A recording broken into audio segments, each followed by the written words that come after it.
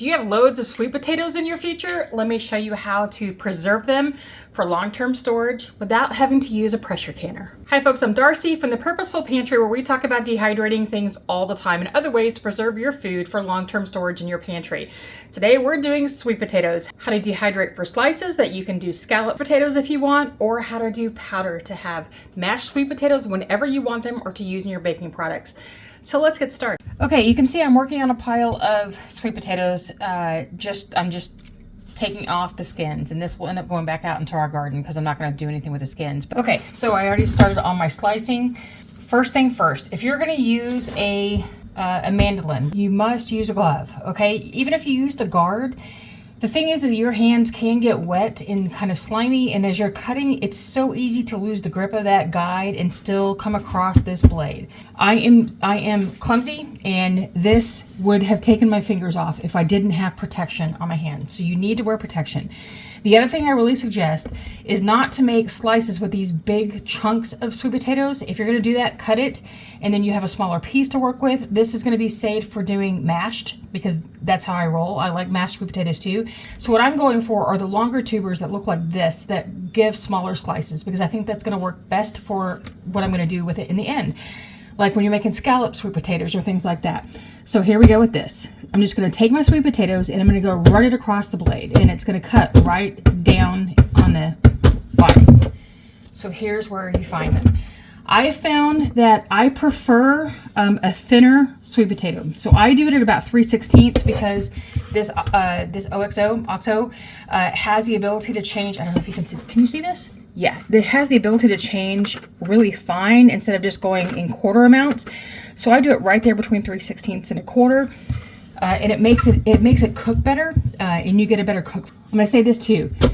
You can decide to bake your sweet potatoes and then put them in the refrigerator overnight, and then slice your sweet potatoes with your knife.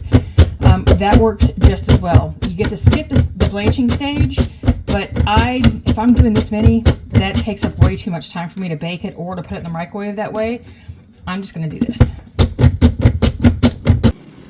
Okay, as we're getting it near a boil, I'm going to show you what I'm doing. I'm taking a spider, which is a strainer that will help me do this a little better. It's going to make things go a little faster for me. And I'm going to load it up first, because I'm not going to just drop these things into the water, because the bounce back can burn. So this is just what I do to make it a little easier.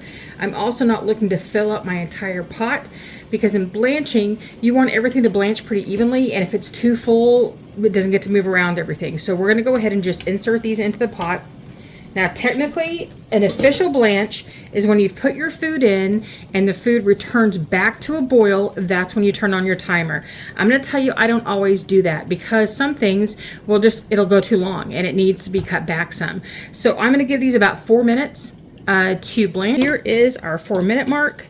I'm going to pull these out. That's what they look like. And they're going right into a water bath. All right, so what we have here are sweet potatoes that have sat in the ice bath. They're a little bit pliable. When you get them super thin, they might actually break, which is why I changed what I was doing. And even some of these, you're seeing that they might break because of the way that, like that. So you don't want to overcook them, but also know that some are going to break and it's okay. So we're going to go ahead and start putting these on our trays.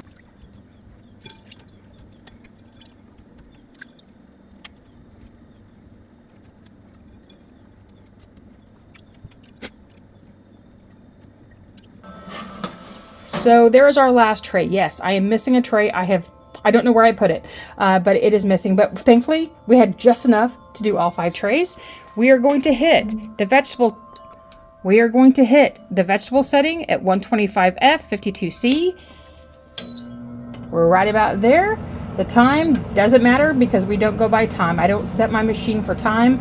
I make sure it's just set out far enough that it won't turn off, and we'll check them when they're dry. And now what I'm doing is just taking the last of my big ones,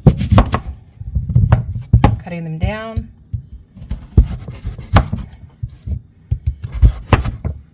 I do them in smaller pieces because it makes it cook a little faster.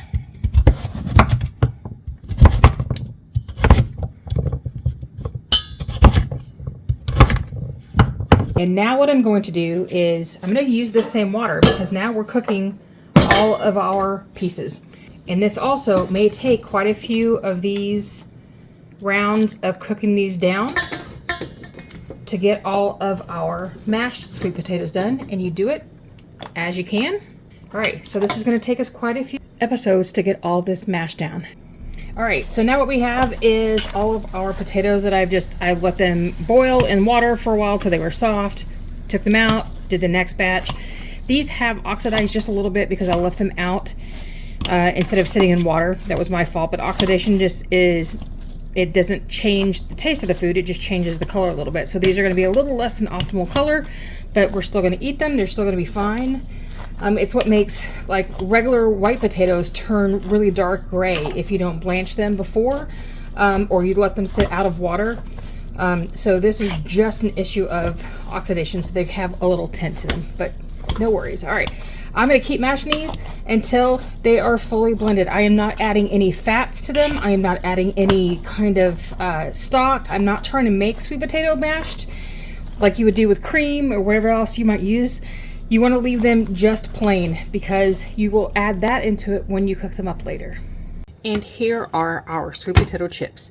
They look just like this. They have dried well. They dried for I gave them about probably 18 hours because I wanted to make sure they were good and dry, and because I like to dry things longer just to make sure that happens. I'm going to keep this. Here's another one. Now here's the thing to remember, that when you're going to test these, you don't want to pull them right out of your dehydrator and then just assume that they're ready. You need to allow them to cool off for a few moments because those sugars make this very pliable. So if I do this right now, you can see it's just bendy, okay? It doesn't just break easily. And sweet potatoes aren't going to just crisp. They're not going to be like a chip because we didn't fry these or we didn't bake them, we dried them. But they need to to cool off before you test. Now I know these are good and dry. They have been in there for so long that they are dry. But right now, if I test them, they're kind of bendy still. You want to give them that time so that you can see I can tell already in just a couple minutes that we've been here. They're ready, okay? So let's get these stored up. Okay, the thing to remember about dehydrated food is when you rehydrate it, you are going to add some kind of moisture back into it. So what I'm going to do is I'm going to place these into a bowl and we're going to just let them rehydrate. Now, what will work better to do this is to use hot water to rehydrate. It opens up the cells, it rehydrates faster. But the biggest thing about all of this is when you rehydrate these, they're not cooked. They are back to the same blanched state they were when you started. You still need to cook them in whatever process that you're doing. Now, if you're going to make scallop potatoes with this, you don't have to rehydrate. You just have to make sure there's enough liquid in your recipe that allows you to make scallop sweet potatoes. But if you're going to put these in something else that you want them back to what they were, then this is how you do it. You can do it this way. Now, sometimes you can just leave these in the refrigerator to soak. You can do a hot water bath and get them on there pretty quickly. Or like me, I'm just going to let these sit here for a little while so that you can see what they look like when they're done.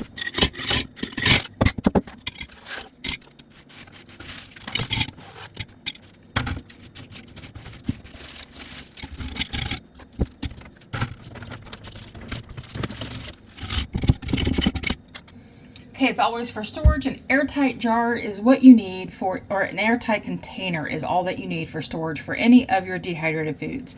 You can use commercial jars that you get other things in that you wash it out that you use. You can use canning jars. You can use Mylar bags that have been sealed. You can use anything like that you want. I prefer jars because they're more convenient for me. And this is all you should need as long as you've got a container that's the right size. If I only had half a jar full of these, I would change jars, okay? Don't store that way if you're not going to vacuum seal. Vacuum sealing is not necessary, but it can be helpful. I'm just going to put mine on there, get it started. And now we get on to our mash. So this is the mashed sweet potatoes. They've been in the refrigerator overnight only because I had to let my slices finish. So I am taking a chunk of these mashed that I did. I just simply put them in water, let them, the chunks into water, let them cook. Then I took a potato masher and just mash. And so what I'm going to do now is just spread this out. I'm not trying to make fruit leather. Okay, I am trying to make dried sweet potato because we're going to powder this up into flakes when we're done so that you can make mashed sweet potatoes anytime. A fruit leather that's rollable, you want this spread out super thin because you want it to dry really well and be hard and brittle. So I'm going to spread this out really far.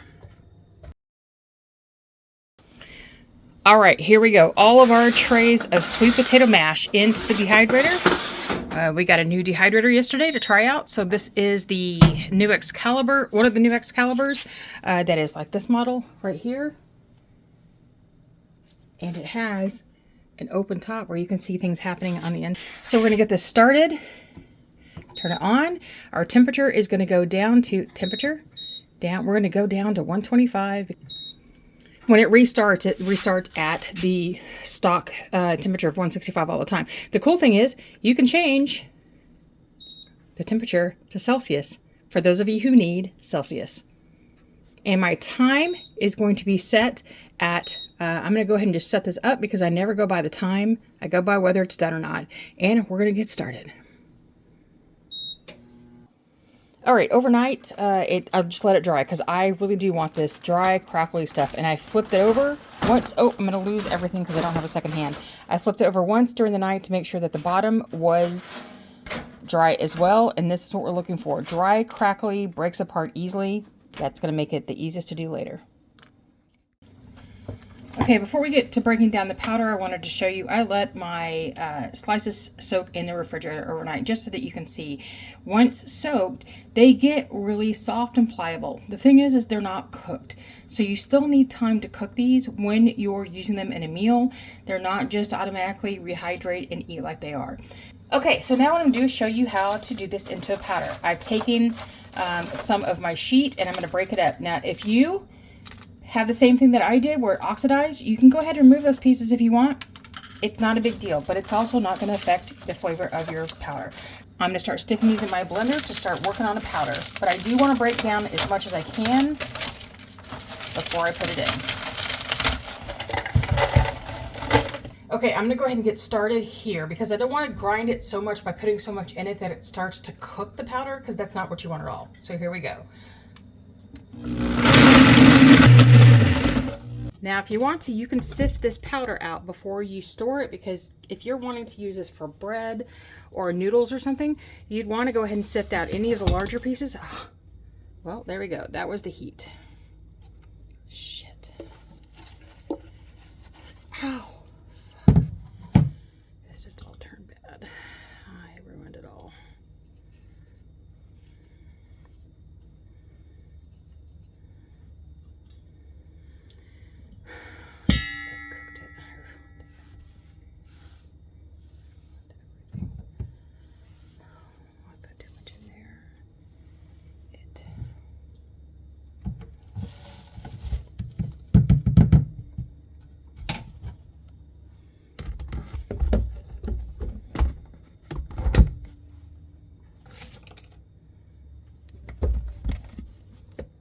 Okay, the first time I pulled this out, I had some problems where it did get a little ground down in the bottom. So what you can do is you can sift out,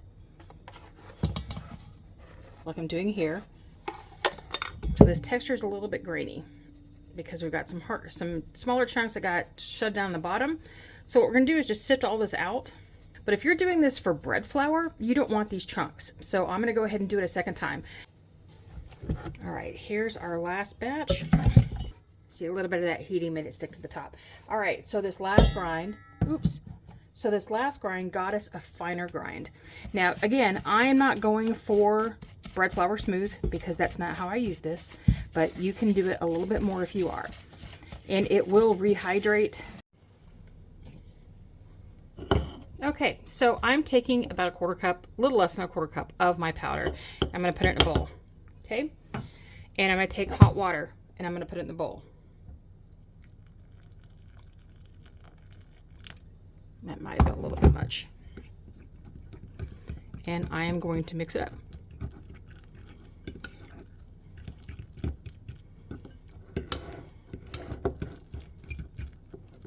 Now, if you prefer, you can do this with hot broth and do it, and then you've already got some seasoning in here. But at that point, you can use hot broth. If you had something else, I don't know. So at that point, I need a little bit more. It's kind of sticky. And you can certainly use hot broth in this if you wanted to, whatever kind you like to use the most, if that's what you do to add a little bit of liquid to your mash.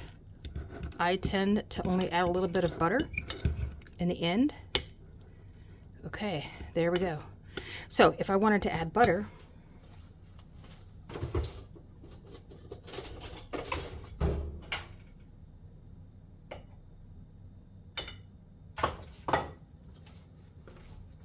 I would do it at this point and just let it melt. And I'm going to walk away from this for a minute because what I want this to do is rehydrate just like it is. I think I have enough liquid in there, but I'm going to let that powder rehydrate right now, and then I'm going to come back and check on it in just a few moments. Okay, I have blended in my butter, and at this point you can add whatever seasonings you want. You could have added those before as it rehydrated. That's fine too. Now, here it is. It's a little gummy. It's a little sticky. So I'm going to add just a little bit more water. Not a lot.